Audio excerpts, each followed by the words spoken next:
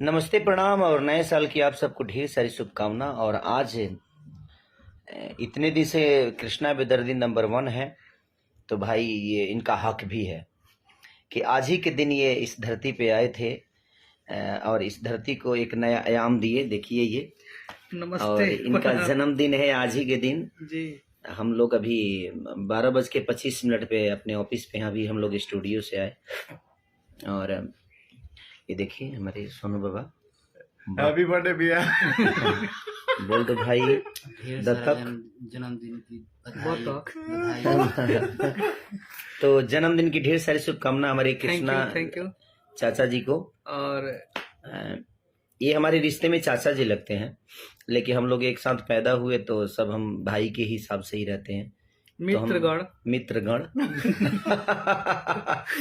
और ये खुशी की बात ये है कि